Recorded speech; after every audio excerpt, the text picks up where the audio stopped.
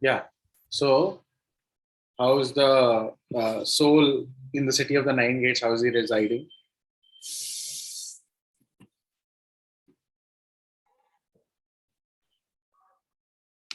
How should he reside actually in the city of nine gates? Did you all hear the story of Puranjan last time?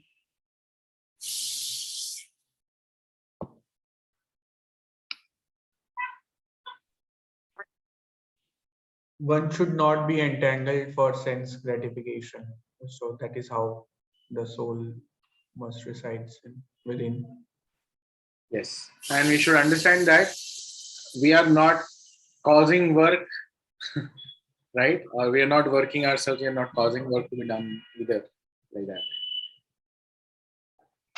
If we renounce, mentally the sense of proprietorship, right? Control our senses or our nature, then we won't be causing work and thereby no karmic reactions. Okay. So that's about City of Nine Gates, and I think we heard the story of Puranjan. Narad Muni is talking about the story of Puranjan. How different. Just give me 1 second.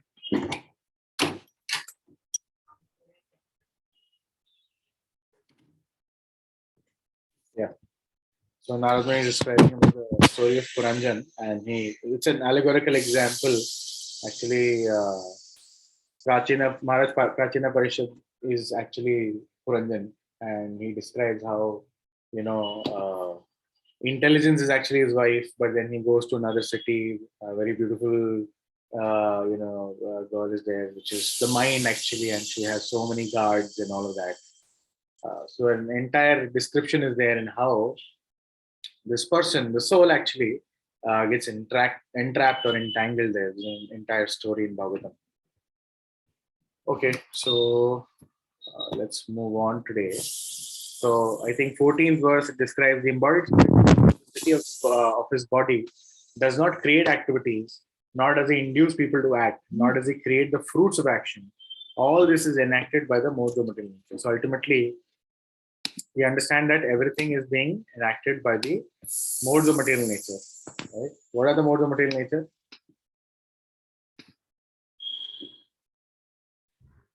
Goodness, passion, and ignorance. Yes, goodness, passion. Sato. Sorry? Sato, Tamo, Rajo, Gun. Yes, Sattvagun, Rajagun, and Tamagun. These are three modes of material nature. And how are they carrying out everything?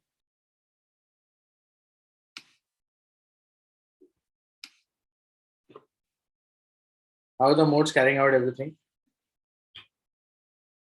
Why is it said that it's actually, you're not acting, you're not even influencing any action, right? The soul is not doing that. So how are the activities happening? How is it that the modes are carrying out activities?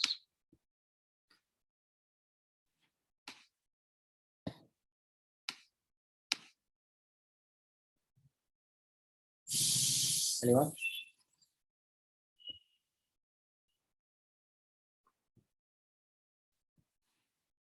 It is like moving on the waves of ocean, which are tossing us.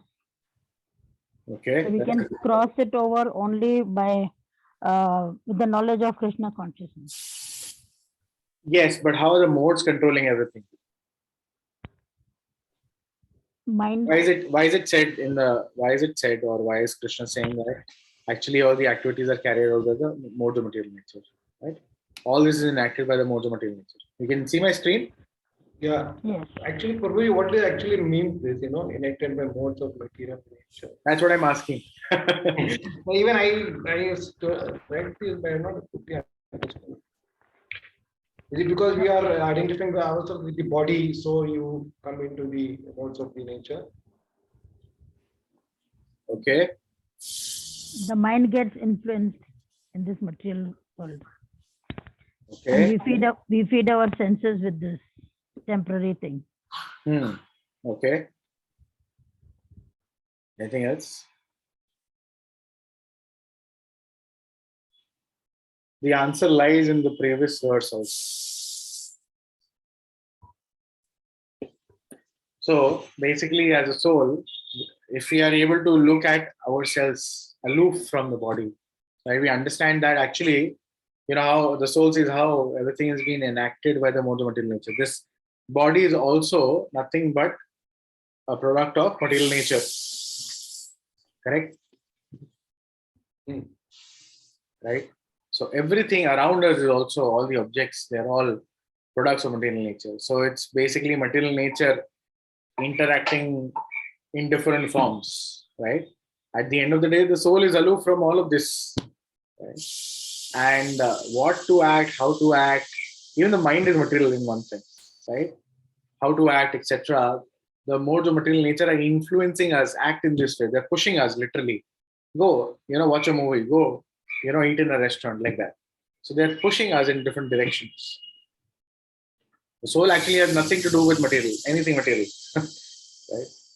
So everything is enacted in one sense by the modes of material nature. The only thing the soul does is desire, right? When it's being pushed or influenced, it desires something, and that desire is the cause of its entanglement.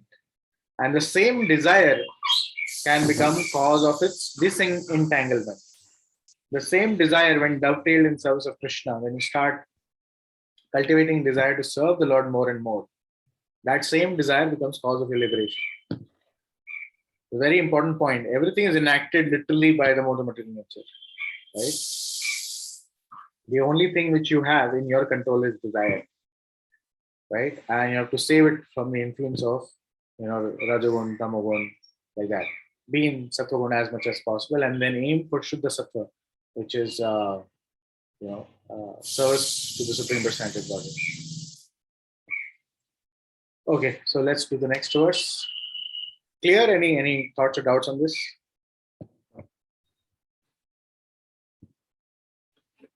Nothing? No problem. Okay. Yeah. Nadate kasya chit papam Nadate kasya chit papam na chaiva sukritam vibhu chaiva sukritam Kantam Vibhu ajnanat vritam gnanam Jnanam ena muhyanti jantava. Enam Muyanti Jantava. Someone can read the translation, please. Nor does the Supreme Lord assume anyone's sinful or pious activities. Embodied beings, however, are bewildered because of the ignorance which covers their real knowledge.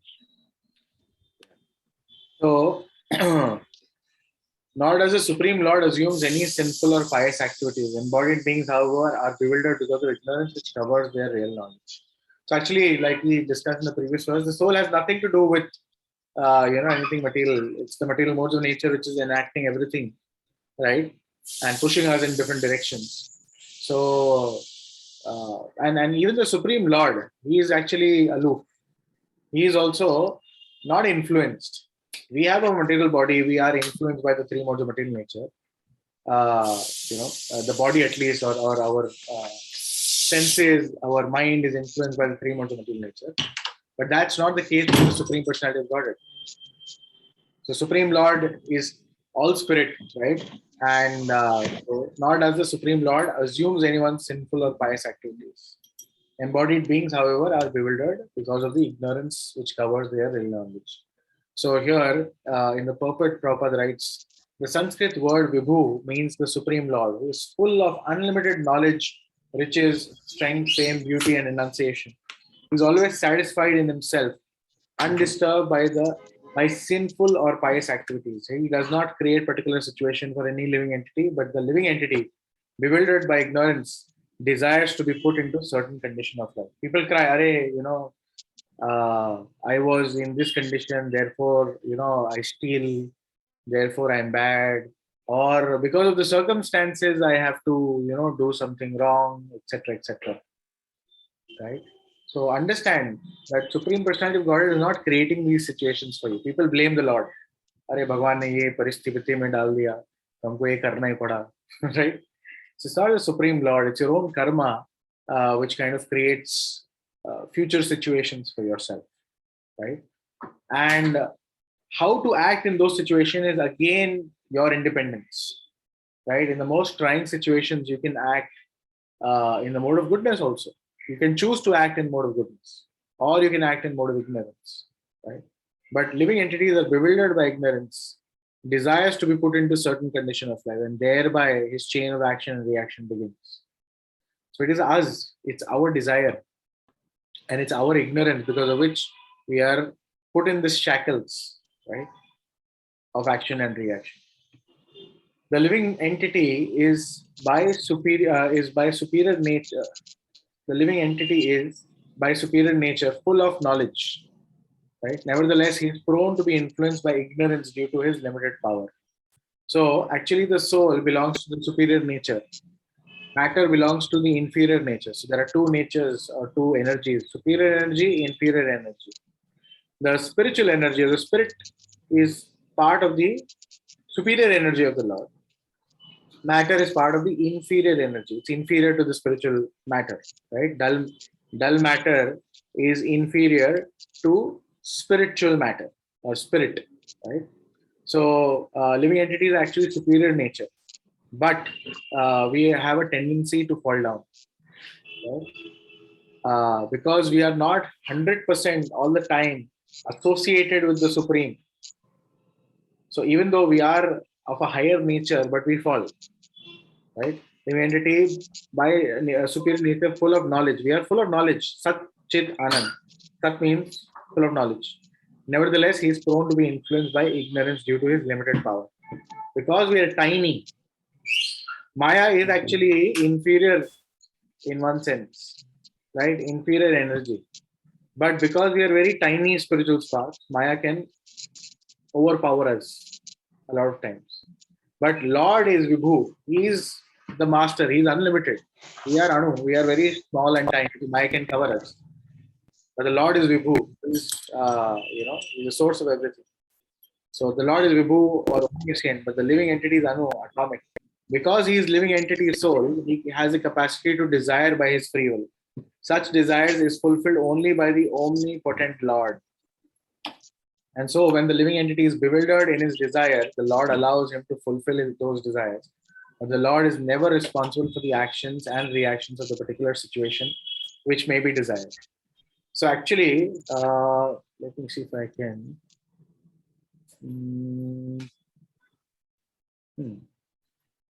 Do I get a board here to draw something? Anyone expert in Zoom? Let's see. Annotations. Okay. No. Okay, let me try and draw on the screen only, so it'll be easy, and then we can remove it as well.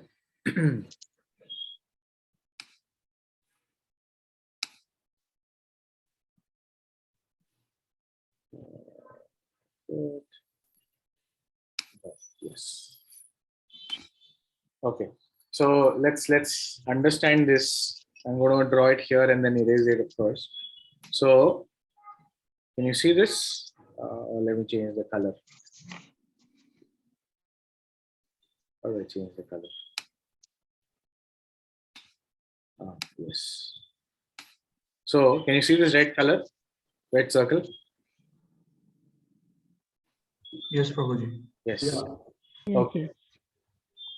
So soul, Paramatma, and this is the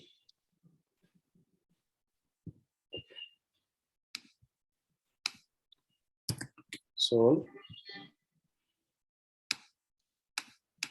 All right, just okay.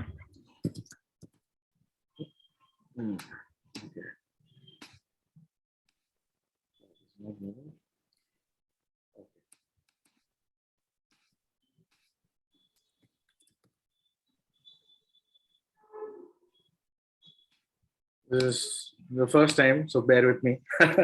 Not used this before. Yeah.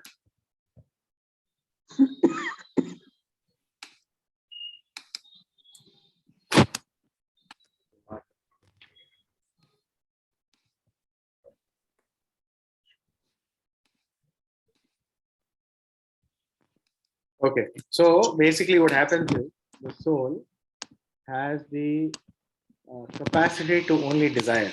He cannot perform actions. Right.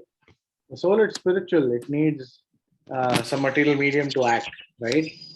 So this is the soul. This is Paramatma next to it, and action. Right. So what happens is the soul desires, and that request is gone to Paramatma. Right. So Paramatma, he sanctions. He is the sanctioning authority. So once the Paramatma sanctions, that is when, through the agency of three modes of material nature, action is performed.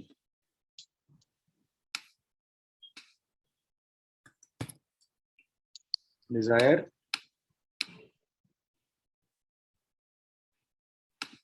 and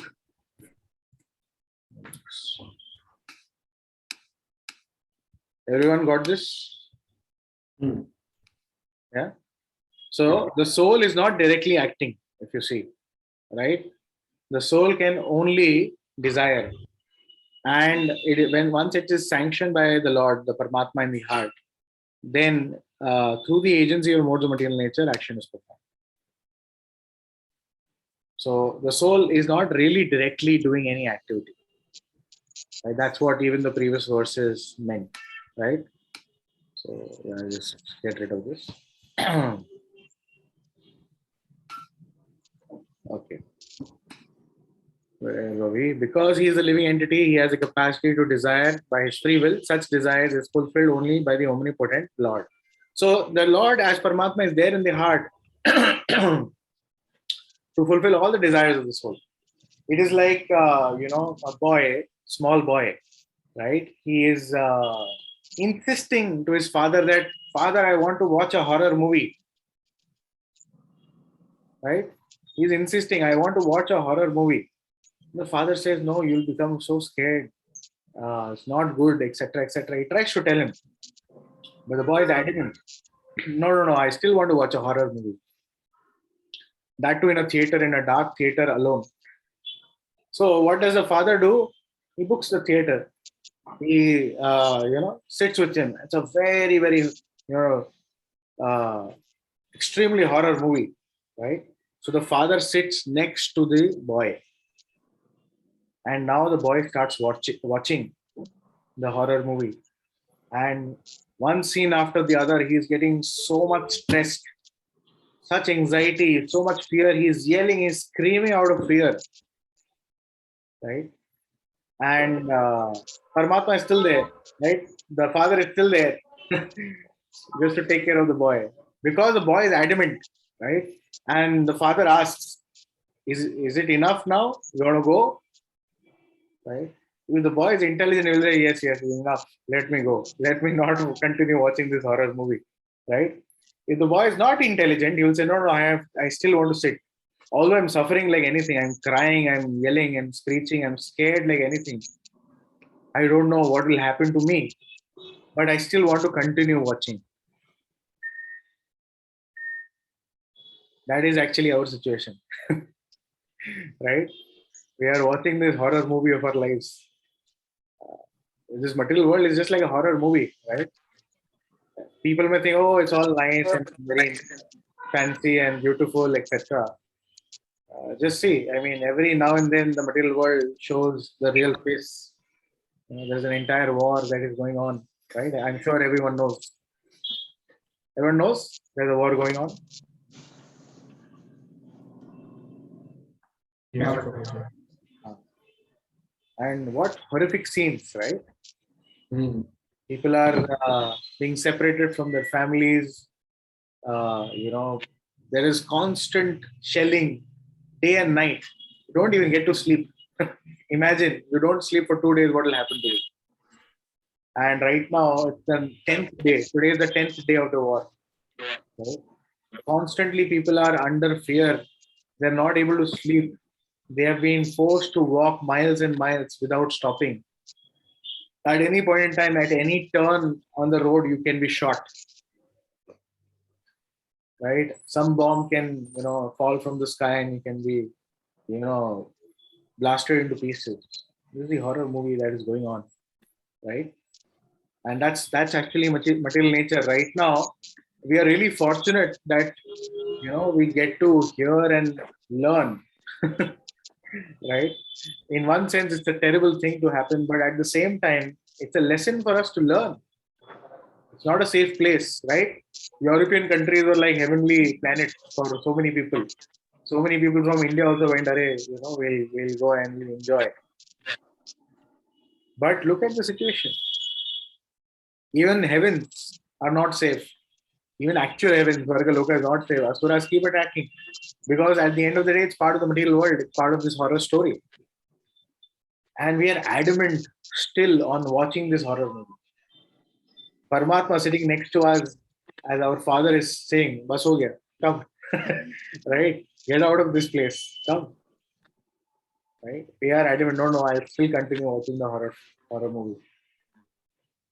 So that's our situation. Because of that desire, Krishna doesn't interfere with our free will.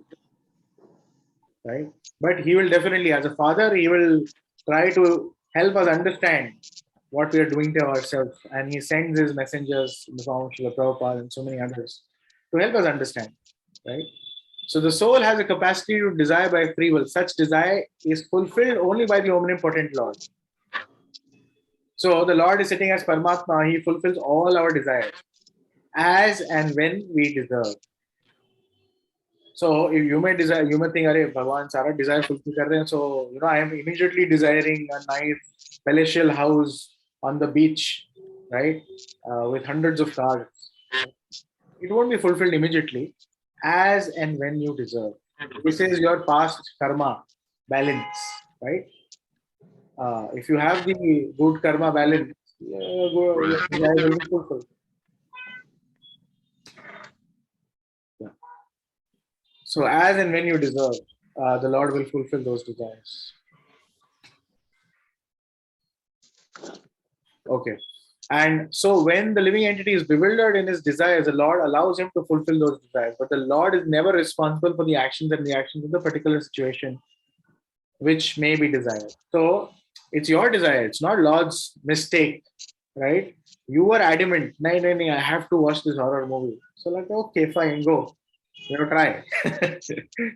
When you realize what you are doing, then come back, right? And not that I'm just leaving you alone. I'll go with you to remind you, to support you, etc. So that's the role Lord is playing, right? And it's not his fault, it's our fault. We are being very adamant. Right? Being in a bewildered condition, therefore, the embodied soul identifies himself with the circumstantial material body and becomes subjected to temporary misery and happiness of life. Right? So being in that theater, we sometimes get absorbed in the story, right? The hero is dying and his family is crying, and we are also crying. Right? We become so absorbed, we identify, Arey, ye to apna hi banda hai, mar raha hai. Like that. So likewise, we identify ourselves with this body, right? And we also become subjected to the temporary misery and happiness of life. So if if the main characters in the movie are suffering, we also feel that suffering and pain. We are also in a miserable condition. Right? If they are happy, we are also joyful. Similarly, this body, that's how we identify with this body also. The movie theater example is just an extension of identification. Right? More than the movie, we identify more with our body. Got disconnected? Yes, Prabhuji. For 30 seconds. Oh, last 30 seconds. All right. So, like I was saying, like we identify with the movies, we also identify with our bodies even more so. And therefore, we are subjected to the temporary miseries and happiness of life, which are in connection to the body. Right? The Lord is constant companion of the living entity as Paramatma or Super Soul, and therefore he can understand the desires of individual soul. As one can smell the flavor of a flower by being near it, desire is a subtle form of conditioning for the living entity. The Lord fulfills his desires as he deserves. Man proposes, God disposes. The individual The Lord fulfills his desire as he deserves. Man proposes, God disposes. The individual is not therefore omnipotent in fulfilling his desires. The Lord, however, can fulfill all desires, and the Lord, being neutral to everyone, does not interfere with the desires of minute independent living entities. However, when one desires Krishna, the Lord takes special care and encourages one to desire in such a way that one can attain to him and be eternally happy. So the Lord is waiting when this guy will agree to move out of the theater and be with me. Right? Similarly, here the Lord is saying, as soon as you desire Krishna, the Lord is immediately paying special attention to you, because that is the purpose, to help you realize temporarily, you want to fulfill other desires, try. You try to be happy, you won't be happy, but try. It's okay. Right? Play God. Like that. And as soon as you realize and you decide, no, I want Krishna, immediately the Lord pays special attention. And he helps you to cultivate this desire and ultimately go back to him. Okay. Yeah. The Vedic hymns therefore declare, Esha uhi eva sadhu karma karyati tam yam ebhyo lokebhyo uni nisate esu u eva sadhu karma karyati yam adho ninisate. The Lord engages the living entity in pious activities so that he may be elevated. The Lord engages him in impious activities so that he may go to hell.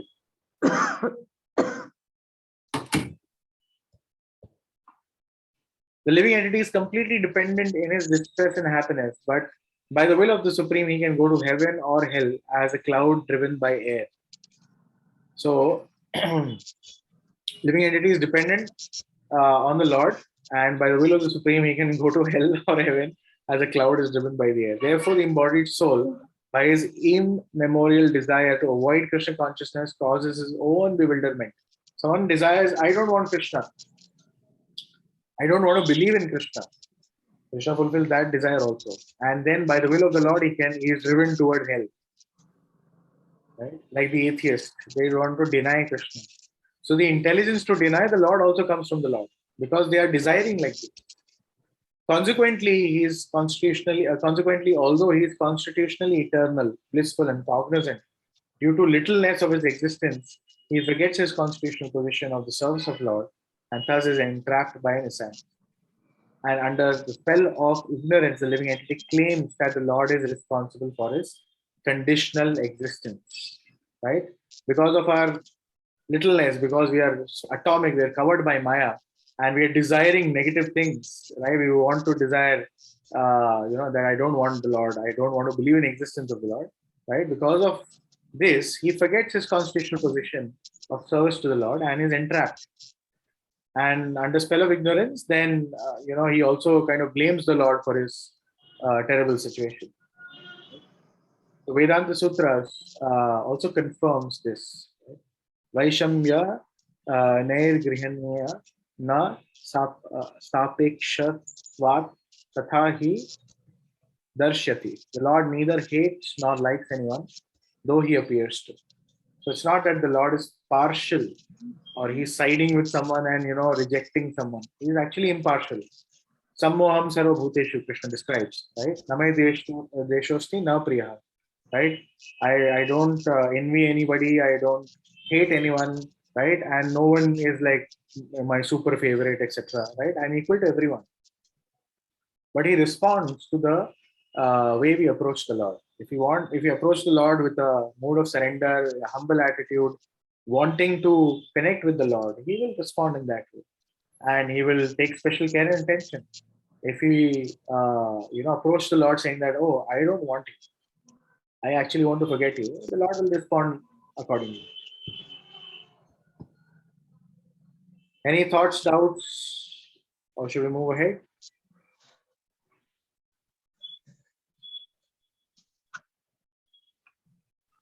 No doubt, Prabhuji.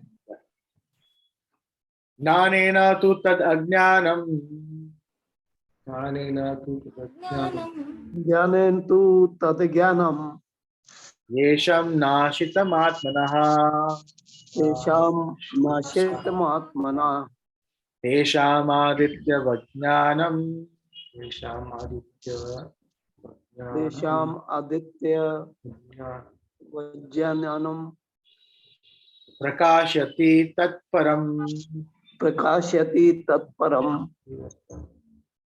Translation, anyone? Can I read, Prabhuji? Yes, Prabhuji, please go ahead. When, however, one is enlightened with the knowledge by which nescience is destroyed, then his knowledge reveals everything, as the sun lights up everything in the daytime. So, when, however, one is enlightened with knowledge by which nescience is destroyed, then his knowledge reveals everything as the sun lights up everything in daytime, right? So, Krishna is saying in the previous verse that, you know, he is not entangled or he is not, covered by Maya, right? That's what he said. Yeah. Not a supreme law, as you are, or it's not that because of him there is sinful reactions and pious activities being done. He is not responsible. He is just simply fulfilling people's desires as they desire, right? They are bewildered by their own ignorance, which covers their real knowledge, right? But someone who gets out of this ignorance, right, and he's enlightened with knowledge by which the nescience is destroyed, then this knowledge, his knowledge reveals everything as the sun lights up everything in daytime. So ignorance is compared to darkness, right? And knowledge is compared to light. So when there is sun, when there is such knowledge as good as sun, there is no question of darkness, right? You can see everything as it is clearly, isn't it? You can see everything as it is clearly. So Prabhupada writes, those who have forgotten Krishna must certainly be bewildered, but those who are in Krishna consciousness are not bewildered at all. It is stated in Bhagavad Gita, Sarva Gnana Plavena Jnanagni Sarva Karmani and Nahi Gnanena Sadrisham. Knowledge is always highly esteemed. And what is that knowledge? Perfect knowledge is achieved when one surrenders unto Krishna, as it is said in 7th chapter, 9th verse, Bahunam Janmanam Ante Gnanvam Mam Prapadyante. After passing through many, many births, when one perfect in knowledge surrenders unto Krishna, or when one attains Krishna consciousness, then everything is revealed to him, as everything is revealed by its sun in daytime. So, by surrendering unto the Supreme Personality of Godhead Krishna, everything is revealed. Just like we heard the story of the South Indian brāhmaṇa, by blessing of his guru, by following his instruction. Chaitanya Mahaprabhu personally visited him and embraced him and told him that you understood Bhagavad Gita, although he was illiterate. Similarly, I'm forgetting the name of this disciple. So there is a story, I'm forgetting the name. There were 3 disciples of this guru, and this episode is actually described to showcase what is a first class disciple, second class, and third class disciple. So this was the story of a third class disciple, but again a disciple, and he followed the instructions later and became first class. I forgot his name, but this person, he was actually in Gurukul, and he was being trained under the spiritual master or the acharya. And once what happened was, so there are 3 disciples. One disciple, the guru had instructed, go, check the dam. It's raining heavily, just go and check the dam. So this disciple went and he realized that, the dam is about to break, and, all the water will come in and all the ashram will be flooded.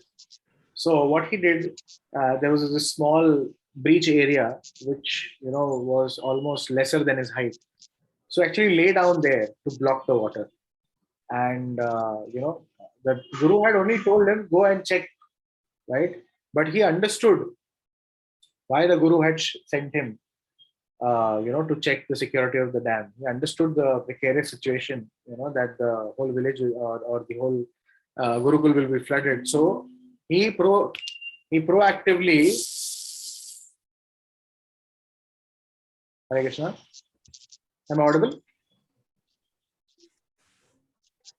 Hare Krishna.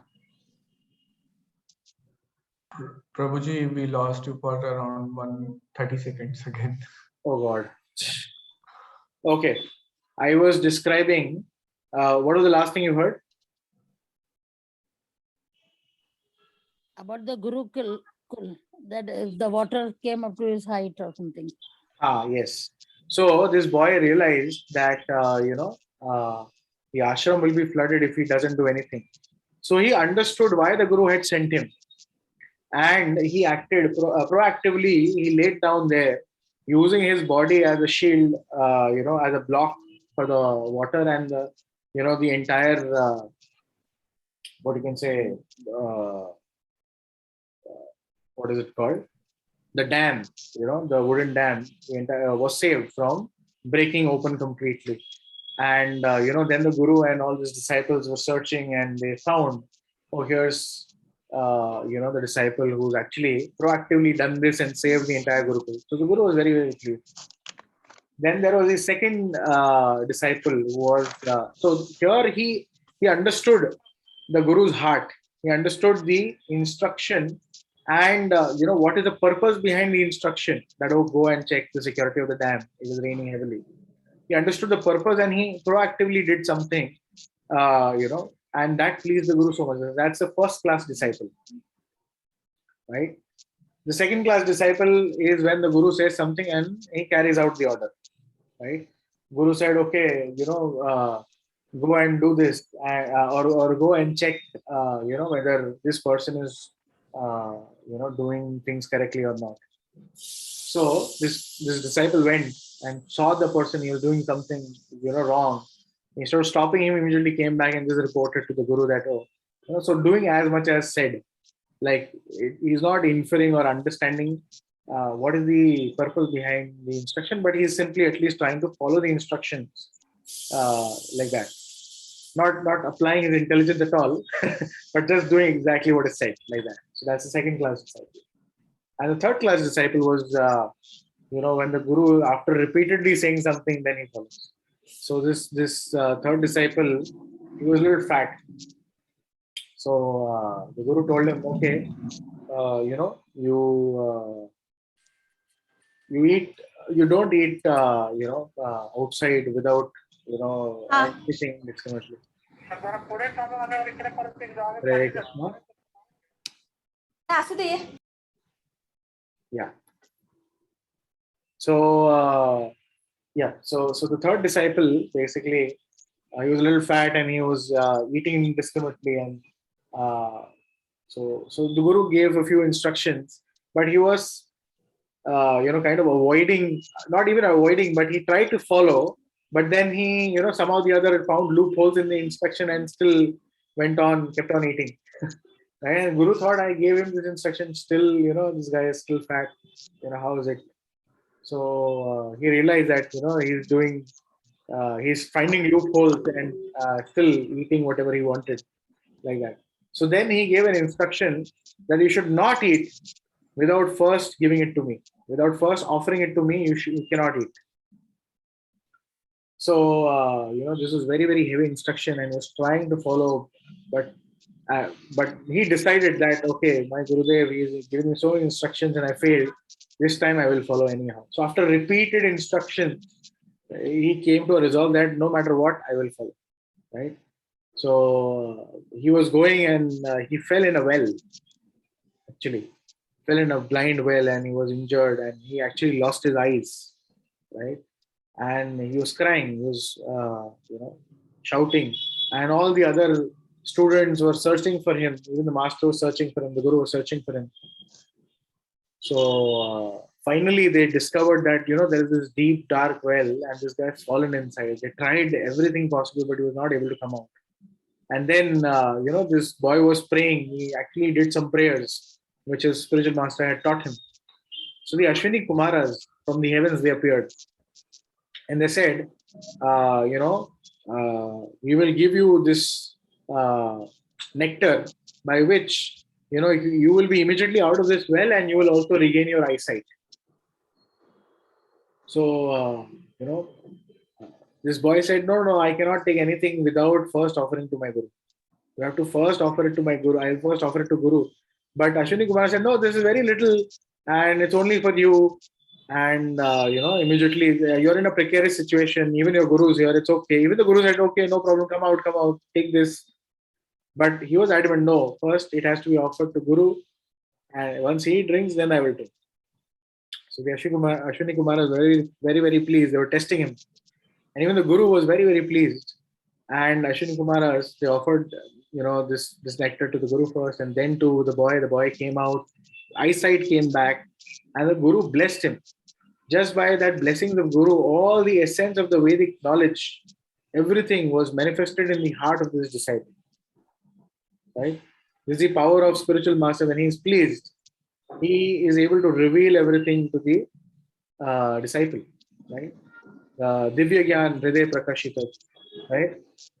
In the heart, the knowledge of Krishna consciousness manifests like that. So here Krishna is described in the 7th chapter, 9th verse. Bahunam janmanam ante gnanvam mam prapadyante. After many, many births, one in perfect knowledge surrenders to Krishna. The Jnani, he surrenders to Krishna after many, many births. Jnanis are not easy to surrender. But after many births, if one is fortunate and he surrenders to Krishna, or when one attains Krishna consciousness, everything is revealed to him as everything is revealed by sun in daytime. Just like when sun rises, right, automatically everything is revealed. What is where, the vision works because of light. Right? As soon as there is sun in the sky, you can see everything. Similarly, as soon as there is mercy of the Lord, right? As soon as you surrender to the Lord, there is Krishna consciousness, love for Krishna is in the heart. Immediately, it's like sun rising. Right? Everything is seen perfectly as things as they are. Right? You have perfect knowledge.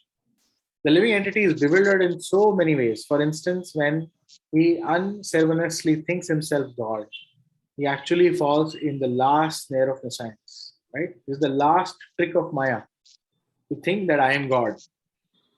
That's what's happening with Mayavadis. They think themselves to be God.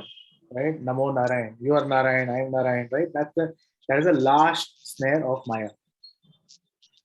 Right? They fall into the last snare of nescience. If a living entity is God, then how can he become bewildered by nescience? Right? Simple. Then nescience is bigger than the God. Right? Does God become bewildered by nescience? If so, then nescience or Satan is greater than God. Real knowledge can be obtained from a person who's in perfect Krishna consciousness. So this is all bogus, right? That the God is under nescience, and when he comes out of nescience, he becomes God, etc., etc. That is all bogus knowledge. Real knowledge can be obtained from a person who is in perfect Krishna consciousness. Therefore, one has to seek out such a bona fide spiritual master and under him learn what Krishna consciousness is. For Krishna consciousness will certainly drive away all nescience as sun drives away darkness. Our root cause of our suffering is ignorance. Right? There's a whole diagram. Papam, Bijam, Kutam. Let me see if I can search.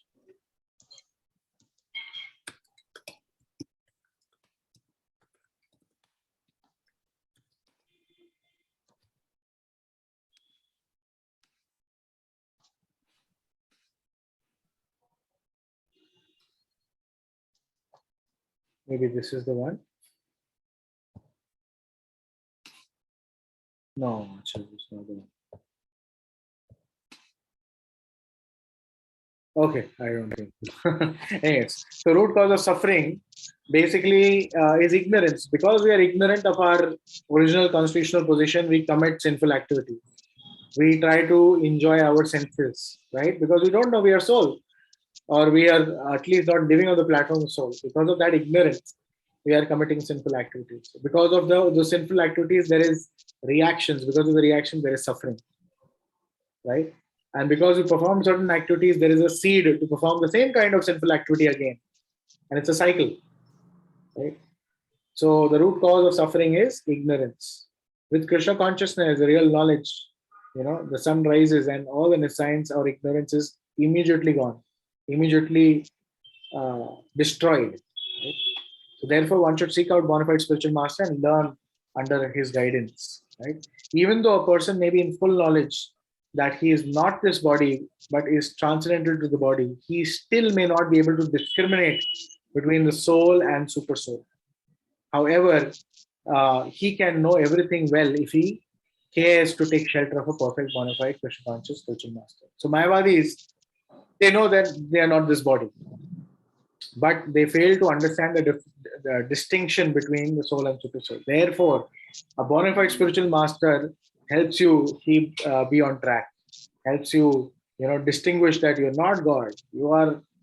And so one may think, oh, this is normal, okay, samajh mein aa gaya, abhi kya, right?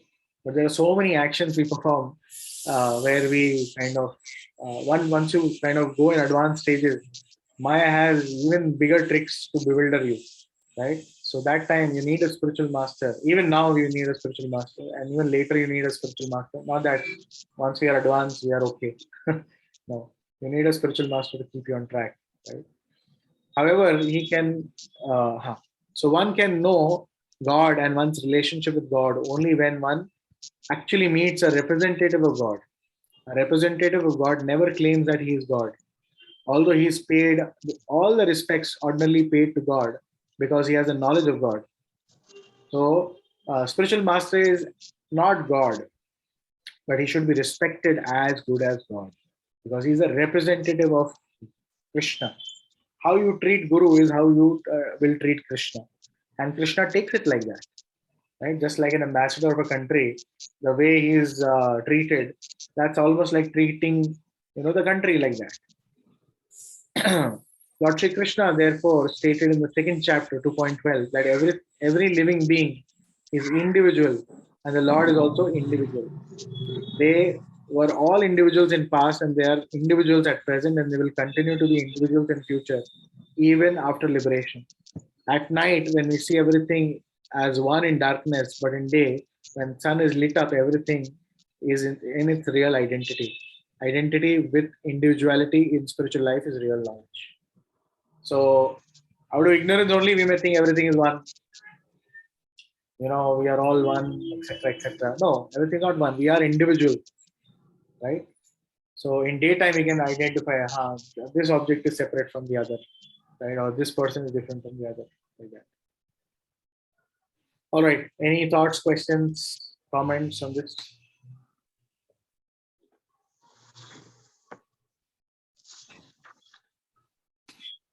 Should we move ahead?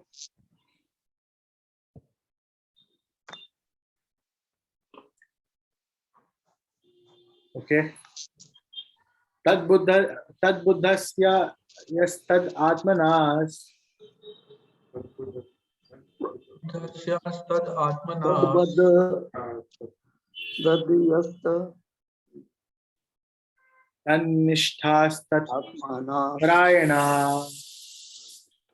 tanishthastad prayana Tasta prana gachanti apunar avritam gachati aparam Apunavartam avartam gnana nirdhuta kalmashaha. Jnana nirdhuta kalmasha. Can someone read the translation, please? Yes. Yes, When ma'am. one's intelligence, mind, faith, and refuge are all fixed in the Supreme, then one becomes fully cleansed of misgivings through complete knowledge, and thus proceeds straight on the path of liberation. So when somebody, who's come out of ignorance, once whose intelligence, mind, and faith and refuge are all fixed in the Supreme, when one takes complete shelter of the Supreme Lord, right, he becomes fully cleansed of the misgivings through complete knowledge, and thus proceeds straight on the path of liberation. Right? So this is a person who's almost liberated right now. He is completely fixed. Everything, his mind, faith, and refuge in Supreme Lord, and he has become clean of all the misgivings. Right? So purport, the supreme transcendental truth is Lord Krishna. The whole Bhagavad Gita centers around the declaration that Krishna is the supreme personality of Godhead. That is a version of all Vedic literature. Paratattva means the supreme reality, who is understood by the knower of the supreme as Brahman, Paramatma, and Bhagavan. So Lord is known in three phases: Brahman, Paramatma, and Bhagavan. Bhagavan or Supreme Personality of Godhead is the last word in the Absolute, which means that's the perfect ultimate realization of the Absolute Truth. There is nothing more than that. The Lord says, Mattaha partaram nanyat kinchit asti dhananjaya. Impersonal Brahman is also supported by Krishna. Brahmano hi pratishtaham. Therefore, in all ways, Krishna is the supreme reality. One whose mind, intelligence, faith, and refuge are are always in Krishna, or in other words, one who is fully in Krishna consciousness, is undoubtedly washed clean of all misgivings and is in perfect knowledge in everything concerning transcendence. A Krishna conscious person can thoroughly understand that there is duality, simultaneous identity, and individuality in Krishna. And equipped with such transcendental knowledge, one can make steady progress in the path of liberation, right? So when one understands that Krishna is individual, right, and Krishna is everywhere at the same time, right? Simultaneous identity and individuality, right? He's the supreme personality of God, and he's an individual. He's not just some light, right? When one understands that, he can make steady progress on the path of liberation. And he's washed clean of all the impurities in the heart. Okay. Any questions, thoughts here, or any doubts? Prabhuji, duality is of Lord Krishna only, identity and individuality. Yes. It's not our duality, like we are separate and we. Yeah. Yes, it's basically from us, right? Right. We are simultaneously individual, and we are simultaneously one with the Lord as well. So we are one and different at the same time. We are one in quality, we are different in quantity. So we are one with Krishna, right? Advaita, but we are different from Krishna, Advaita. So it's Dvaita and Advaita synergy, which is called as Achintya Bheda Abheda Tattva. That is the thing that Sri Chaitanya Mahaprabhu gave, right? Achintya, that's incomprehensible. Bheda Abheda, right? Which means simultaneous oneness and difference. Tattva. Right? This understanding that the living entity is simultaneously one and different from the Lord. That is what Sri Chaitanya Mahaprabhu gave.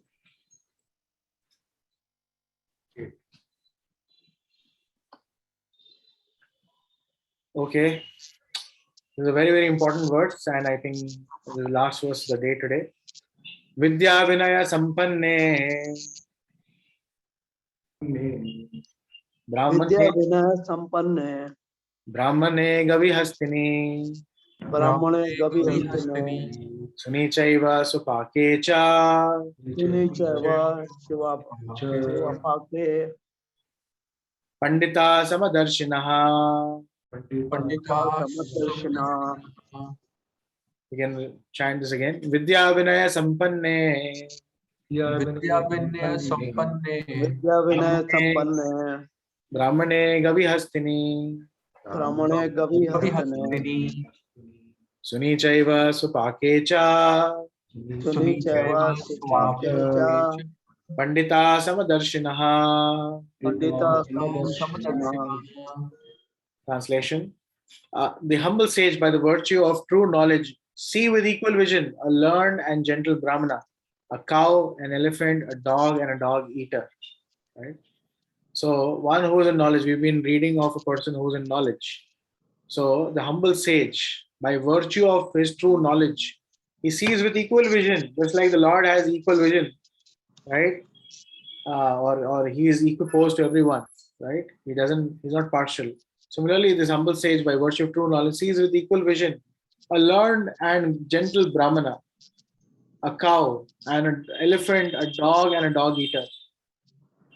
So he sees all of them equal. He sees a brahmana equal to a cow, equal to an elephant, equal to a dog, equal to a dog eater. How's that? A Krishna conscious person does not make any distinction between species or castes. The brahmana and the outcast may be different from social point of view, or a dog, a cow, and an elephant may be different from point of view of species, but these differences of body are meaningless from the point of view of a learned transcendentalist. This is due to their relationship to the Supreme.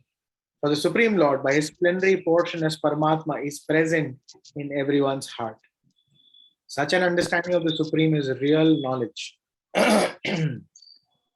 As far as the bodies are concerned in different castes or different species of life, the Lord is equally kind to everyone because he treats every living being as a friend, yet maintains himself as Paramatma regardless of the circumstance of the living entity. So Paramatma is there in everyone's heart. He is there with everyone, even with an ant, even with an elephant, even with a cow, even with a dog, even with a dog eater, everyone. Regardless of their external circumstances, Paramatma is there with them as a friend. Right? The Lord as Paramatma is present both in the outcast and the brāhmaṇa, although the body of brāhmana and that of an outcast are not the same. The bodies are material productions of different modes of material nature, but the soul and the super soul within the body are of the same spiritual quality. The similarity in quality of the soul and the super soul, however, does not make them equal in quantity. For the individual soul is present only in a particular body, whereas Paramatma is present in each and every body.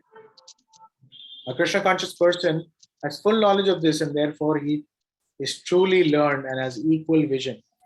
The similar characteristics of soul and super soul are that they are both conscious, eternal, and blissful. But the difference is that the individual soul is conscious within the limited jurisdiction of the body, whereas the supreme soul, super soul, is conscious of all bodies. The super soul is present in all bodies without distinction. Right? And how is Krishna present in everyone? He says Sutra Mani Ganaiva, just like a thread is present in a pearl necklace, which means thread is one and it's invisible. It's present in all the entire pearl necklace. Similarly, all the living entities, Paramatma is present. We are all connected by Paramatma. Same Paramatma is present everywhere. Right? And the pure devotees of the Lord, right? One who is in knowledge, he sees Paramatma in the heart of every living entity, and therefore he can see with an equal vision.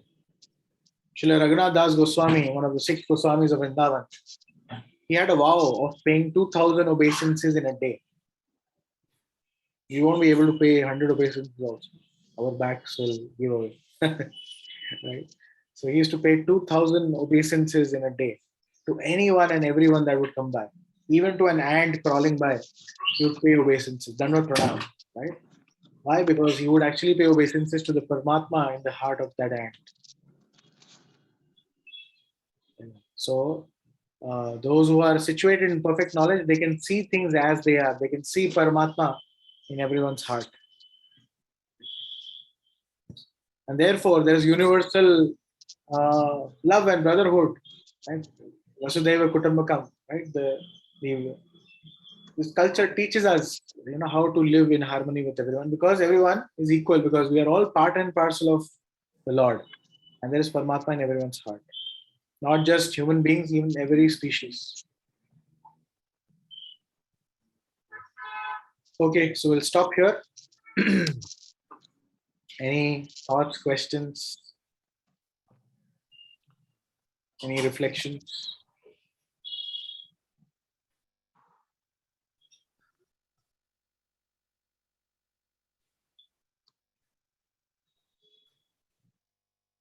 Nothing? Prabhuji, if this kind of thinking comes, there will be no war like this, Yes. The way the war is going on, people are dying, things getting destroyed. Yes. This had been there, our preachings, worldwide. There's a book called Isha Upanishad, right? And one of the mantras is Isha Vasham Idam Sarvam Yat Kinchana Jagatam Jagat Tena Tektvena Bhunjita Ma Grida Kashit Svidhanam, which describes how there is a quota set aside for each and every living being, right? The earth is actually able to produce enough food grains to sustain everyone 100 times over. 100 times over. Yet, there is shortage. Why? Because there is greed. And this Isha Upanishad mantra, it describes how there is a set quota for everything. If you look at birds, beasts, animals, you put some food, you put a sack of grains on the road, right? The bird will come, it will eat some, grains. And when it's satisfied, it will fly away. Right? Some other animal will come, it will eat something and go away. Someone else will come, eat something, go away. If a human being comes, man comes, what will they do? They'll load all the sacks in their car and go away. Holding. Yes, exactly. Greed, hoarding, right? Trying to hoard more than I need, more than I can even handle. It may rot in my backyard, but I won't give it to anyone. Right? That is what is happening. Otherwise, material nature can supply 100 times over. Correct. And that's what this mantra is teaching. Everyone has a set quota. If we just stick to that, we will be happy, others will be happy. Right? If you Prabhuji, going back to this current war, yes, just a few reflections on that from my side. yes, This is also a war between the cousins. And those who think that Mahabharata was just a myth or mythology should now realize that this was not mythology. This something similar happened 5,000 years ago in the soil of Dharmakshetra, Kurukshetra. yes. The only difference here is we don't know as yet who's on the side of Dharma. Or maybe it is, between the adharmis rather than Dharma and Adharma. Yes, yes. And one word that comes to mind is Putinasur.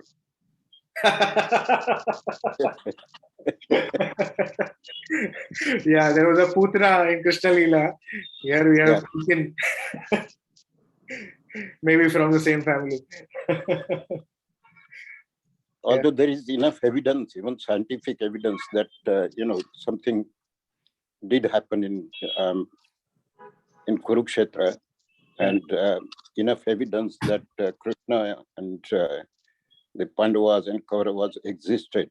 Still, people still call it a mythology, and the philosophy which is mentioned in Bhagavad Gita is still considered as just a philosophy rather than practical science of living. And look at the difference. Like here, if you just compare any such war with Mahabharata, you just look at the difference. On battlefield of Kurukshetra, all those who wanted to fight were there. Right? There were no civilian casualties. There was no loss of property. Nothing. It was arranged by the Supreme Personality of Godhead in one sense. Right? That's God's intelligence. Right? 18 days and everything was done. Here, innocent people are being killed unnecessarily. It's actually a war between political leaders, very frankly. And, some third person only, that like the US and the NATO and all those things, right? But, people are being dragged into it. They are the ones actually suffering. So it's unfortunate, really unfortunate. Exactly. I mean, when we look at the ethics of the war at that time and the ethics of war today, is a huge difference. Yeah. I mean, after the sunset, they could meet up and talk to each other from the enemy side and friendly side. And here, you don't see that. In fact, a lot of things are just happening at night time. Yeah, you don't get to sleep. Amazing similar. This is the horror movie we are living in. Yep. We need to get out. All right. Thank you, Prabhu. Thank you. Thank you so much, everyone. We will read chapter 7 today. Yes, 30.